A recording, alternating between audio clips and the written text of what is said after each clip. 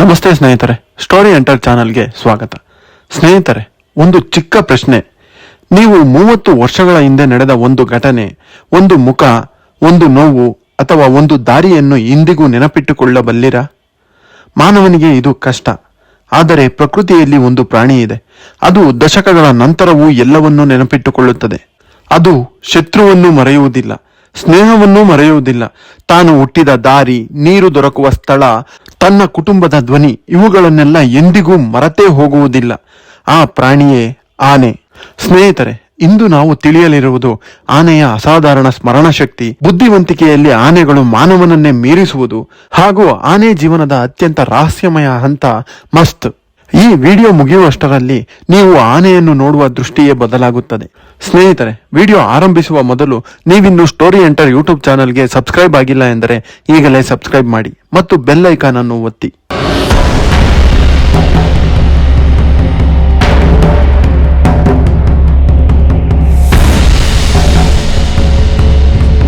ಸ್ನೇಹಿತರೆ, ಆನೆ ಭೂಮಿಯ ಮೇಲಿನ ಅತಿ ದೊಡ್ಡ ಭೂಚರ ಪ್ರಾಣಿ. ಅದರ ದೊಡ್ಡತನ ಶಕ್ತಿಯಲ್ಲಿ, ಗಾತ್ರದಲ್ಲಿ ಮಾತ್ರ ಅಲ್ಲ, ಅದರ ಮೆದುಳು ಕೂಡ ದೊಡ್ಡದು.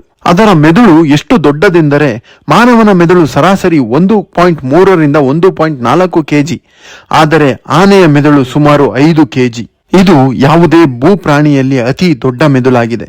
ಅಂದರೆ ಮೆದುಳಿನ ಗಾತ್ರ ಮಾತ್ರ ದೊಡ್ಡದಲ್ಲ, ಅದರ ಬುದ್ಧಿವಂತಿಕೆಯೂ ದೊಡ್ಡದೆ.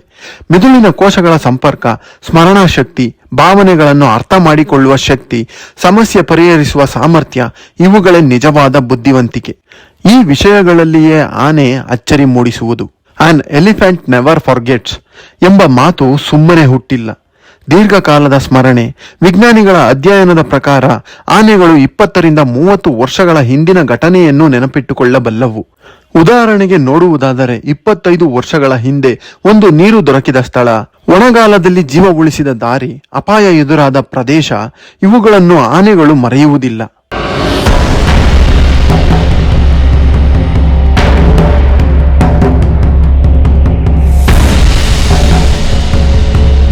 ಇನ್ನು ಒಣಗಾಲ ಬಂದಾಗ ಅವು ಮತ್ತೆ ಮತ್ತೆ ಅದೇ ದಾರಿಯನ್ನು ಹಿಡಿದು ನೀರಿನ ಕಡೆಗೆ ಸಾಗುತ್ತವೆ. ಅಷ್ಟೇ ಅಲ್ಲ, ಆನೆಗಳು ಮಾನವನ ಮುಖವನ್ನು ಗುರುತಿಸಬಲ್ಲವು, ಮಾನವನ ಧ್ವನಿಯನ್ನು ಗುರುತಿಸಬಲ್ಲವು. ಅಧ್ಯಯನಗಳಲ್ಲಿ ಕಂಡುಬಂದದ್ದು, ಒಮ್ಮೆ ಕಿರುಕುಳ ನೀಡಿದ ಮಾನವನನ್ನು ಆನೆ ವರ್ಷಗಳ ನಂತರವೂ ಗುರುತಿಸುತ್ತದೆ, ಎಚ್ಚರಿಕೆಯಿಂದ ವರ್ತಿಸುತ್ತದೆ. ಅದೇ ರೀತಿಯಲ್ಲಿ ಒಮ್ಮೆ ಸಹಾಯ ಮಾಡಿದ ವ್ಯಕ್ತಿಯನ್ನು ಶಾಂತವಾಗಿ ಸ್ವೀಕರಿಸುತ್ತದೆ. ಇದು ಕೇವಲ ಸ್ಮರಣೆಯಲ್ಲ, ಇದು ಭಾವನಾತ್ಮಕ ಸ್ಮರಣೆ. ಇನ್ನು ಆನೆಗಳು ತಮ್ಮ ಕುಟುಂಬದ ಸದಸ್ಯ ಸತ್ತಾಗ ಶವದ ಬಳಿ ನಿಂತುಕೊಳ್ಳುತ್ತವೆ, ಎಲುಬುಗಳನ್ನು ಮುಟ್ಟುತ್ತವೆ, ಮೌನವಾಗಿ ಸಮಯ ಕಳೆಯುತ್ತವೆ. ಇದನ್ನು ವಿಜ್ಞಾನಿಗಳು ಎಲಿಫೆಂಟ್ ಮೋರ್ನಿಂಗ್ ಬಿಹೇವಿಯರ್ ಎಂದು ಕರೆಯುತ್ತಾರೆ. ವರ್ಷಗಳ ನಂತರವೂ ಆನೆಗಳ ಎಲುಬು ಸಿಕ್ಕರೆ ಆನೆಗಳು ನಿಂತು ಅವುಗಳನ್ನು ಗಮನಿಸುತ್ತದೆ. ಇದು ಸ್ಮರಣೆ, ಭಾವನೆ ಮತ್ತು ಸಂಬಂಧದ ಸಂಕೇತ. ಮಾನವನಿಗೆ ಸಮಾನಾದ ಭಾವನಾತ್ಮಕ ಬುದ್ಧಿವಂತಿಕೆ ಆನೆಗಳಿಗೂ ಇವೆ.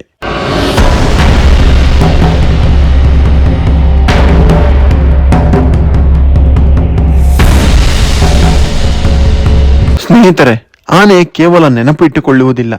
ಆನೆ ಆಲೋಚಿಸುತ್ತದೆ, ಯೋಚನೆ ಮಾಡುತ್ತದೆ, ತೀರ್ಮಾನ ತೆಗೆದುಕೊಳ್ಳುತ್ತದೆ, ಸಮಸ್ಯೆಗಳಿಗೆ ಪರಿಹಾರಗಳನ್ನು ಕಂಡುಕೊಳ್ಳುತ್ತದೆ. ಮರಗಳು ಎತ್ತರವಾಗಿದ್ದರೆ ಮರಗಳನ್ನು ಉರುಳಿಸಿ ಆನೆ ಆಹಾರವನ್ನು ಹುಡುಕುತ್ತದೆ. ಅದೇ ಆಹಾರ ದಿಬ್ಬಗಳ ಮೇಲೆ, ಆನೆಗೆ ಎಟುಕದ ಜಾಗದಲ್ಲಿದ್ದರೆ ಆನೆಗಳು ಮರದ ತುಂಡುಗಳನ್ನು ತಂದು ಅವುಗಳ ಮೇಲೆ ನಿಂತು ಆಹಾರವನ್ನು ತೆಗೆದುಕೊಳ್ಳುತ್ತದೆ. ಇದು ಟೂಲ್ ಯೂಸೇಜ್, ಸಮಸ್ಯೆಯನ್ನು ಅರ್ಥ ಮಾಡಿಕೊಂಡು ಪರಿಹಾರ ಹುಡುಕುವ ಶಕ್ತಿ. ಇನ್ನು ಕಲಿಕೆ ಮತ್ತು ಅನುಕರಣೆಯ ವಿಷಯಕ್ಕೆ ಬಂದರೆ, ಆನೆಗಳು ಇತರ ಆನೆಗಳನ್ನು ನೋಡಿ ಕಲಿಯುತ್ತವೆ, ಮಾನವರಿಂದ ತರಬೇತಿಯನ್ನು ಕಲಿಯುತ್ತವೆ, ಸೂಚನೆಗಳನ್ನು ನೆನಪಿಟ್ಟುಕೊಳ್ಳುತ್ತವೆ. ಒಮ್ಮೆ ಕಲಿತಿದ್ದು ಜೀವನ ಪೂರ್ತಿ ನೆನಪಿರುತ್ತದೆ.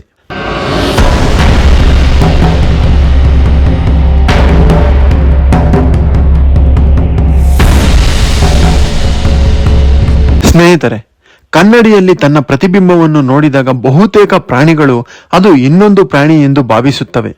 ಆದರೆ ಆನೆ ತನ್ನನ್ನು ತಾನು ಗುರುತಿಸಿಕೊಳ್ಳುತ್ತದೆ. ಇದು ಸ್ವಯಂ ಅರಿವು, ಆತ್ಮಜ್ಞಾನ. ಮಾನವರು, ಡಾಲ್ಫಿನ್ಗಳು ಮತ್ತು ಕಪಿಗಳು ಮಾತ್ರ ಈ ಕನ್ನಡಿಯ ಪರೀಕ್ಷೆಯಲ್ಲಿ ಯಶಸ್ವಿಯಾಗಿದ್ದಾರೆ. ಆನೆಗಳು ಒಂಟಿಯಾಗಿ ಇರುವುದಿಲ್ಲ, ಅವುಗಳು ಕುಟುಂಬದಲ್ಲಿ ವಾಸಿಸುತ್ತವೆ. ಆನೆಗಳ ಗುಂಪನ್ನು ಮುನ್ನಡೆಸುವವರು ಅತ್ಯಂತ ವಯಸ್ಸಾದ ಹೆಣ್ಣು ಆನೆ. ಗುಂಪನ್ನು ಮುನ್ನಡೆಸುವ ಆಕೆ ದಾರಿಯನ್ನು ನೆನಪಿಟ್ಟುಕೊಳ್ಳುತ್ತಾಳೆ, ಅಪಾಯಗಳನ್ನು ಗುರುತಿಸುತ್ತಾಳೆ, ನಿರ್ಧಾರಗಳನ್ನು ತೆಗೆದುಕೊಳ್ಳುತ್ತಾಳೆ. ಆಕೆಯೇ ಗುಂಪಿನ ಮೆದುಳು. ಒಂದು ವೇಳೆ ಯಾವುದಾದರೊಂದು ಆನೆ ಗಾಯಗೊಂಡರೆ ಇತರ ಆನೆಗಳು ಸುತ್ತುತ್ತವೆ, ನಿಧಾನವಾಗಿ ನಡೆಯುತ್ತವೆ, ರಕ್ಷಣೆ ನೀಡುತ್ತವೆ. ಕೆಲವೊಮ್ಮೆ ಮನುಷ್ಯನಿಗೂ ಸಹ ಸಹಾಯ ಮಾಡಿದ ಉದಾಹರಣೆಗಳಿವೆ. ಸ್ನೇಹಿತರೆ, ಈಗ ನಾವು ಅತ್ಯಂತ ಮುಖ್ಯ ವಿಚಾರಕ್ಕೆ ಹೋಗೋಣ. ಅದೇ ಮಸ್ತ್. ಈ ಮಸ್ತ್ ಎಂದರೇನು ಎಂದು ನಾವು ನೋಡುವುದಾದರೆ, ಗಂಡು ಆನೆಗಳಲ್ಲಿ ನಿರ್ದಿಷ್ಟ ಸಮಯದಲ್ಲಿ ಹಾರ್ಮೋನ್ ಮಟ್ಟ ಅತಿಯಾಗಿ ಏರುವ ಸ್ಥಿತಿಯೇ ಮಸ್ತ್. ಟೆಸ್ಟೋಸ್ಟೋನ್ 60 ಪಟ್ಟು ಹೆಚ್ಚಾಗುತ್ತದೆ, ದೇಹದಲ್ಲಿ ಭಾರಿ ಬದಲಾವಣೆಯಾಗುತ್ತದೆ, ವರ್ತನೆಯಲ್ಲಿ ತೀವ್ರತೆ ಹೆಚ್ಚುತ್ತದೆ. ಇನ್ನು ಮಸ್ತ್ ಸಮಯದಲ್ಲಿ ಕಾಣುವ ಲಕ್ಷಣಗಳನ್ನು ನಾವು ನೋಡುವುದಾದರೆ, ಕಣ್ಣಿನ ಪಕ್ಕದಿಂದ ದ್ರವ ಹರಿಯುವುದು, ಕಿವಿಗಳು ನಿರಂತರ ಚಲಿಸುವುದು, ಆಕ್ರಮಣಕಾರಿ ಸ್ವಭಾವ, ನಿಯಂತ್ರಣ ಕಡಿಮೆಯಾಗಿರುತ್ತದೆ. ಇದು ಕೋಪ ಅಲ್ಲ, ಇದು ಜೈವಿಕ ಸ್ಥಿತಿ.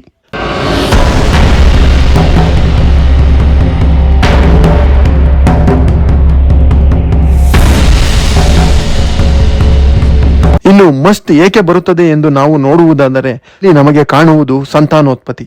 ಮಸ್ತ್ ಸಮಯದಲ್ಲಿ ಗಂಡು ಆನೆ ಬಲಿಷ್ಠವಾಗುತ್ತದೆ, ಹೆಣ್ಣು ಆನೆಗಳನ್ನು ಆಕರ್ಷಿಸುತ್ತದೆ, ಇತರ ಗಂಡು ಆನೆಗಳೊಂದಿಗೆ ಹೋರಾಟ ನಡೆಸುತ್ತದೆ. ಇದು ಪ್ರಕೃತಿಯ ಆಯ್ಕೆ.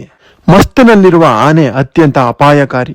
ಇದು ಮಾನವನ ಸೂಚನೆ ಕೇಳುವುದಿಲ್ಲ, ತರಬೇತಿ ಮರೆಯುತ್ತದೆ, ಅಪ್ರತ್ಯಕ್ಷಿತವಾಗಿ ದಾಳಿ ಮಾಡಬಹುದು. ಅದಕ್ಕಾಗಿಯೇ ಕಾಡಿನಲ್ಲಿ ಅಥವಾ ದೇವಸ್ಥಾನಗಳಲ್ಲಿ ಮಸ್ತಿನಲ್ಲಿರುವ ಆನೆಗೆ ವಿಶೇಷ ಎಚ್ಚರಿಕೆ ಅಗತ್ಯವಿರುತ್ತದೆ. ಇನ್ನು ಆನೆಗಳ ನೆನಪಿನ ಶಕ್ತಿಯೇ ಅವುಗಳನ್ನು ಇನ್ನಷ್ಟು ನೋವಿಗೆ ಒಳಪಡಿಸುತ್ತಿದೆ. ಕಾಡು ಕಡಿತ, ದಾರಿಗಳ ನಾಶ, ಮಾನವನ ಆಕ್ರಮಣ ಇವುಗಳೆಲ್ಲವೂ ಆನೆಗಳ ದಾರಿಯನ್ನು ಹಾಳು ಮಾಡಿರುತ್ತವೆ.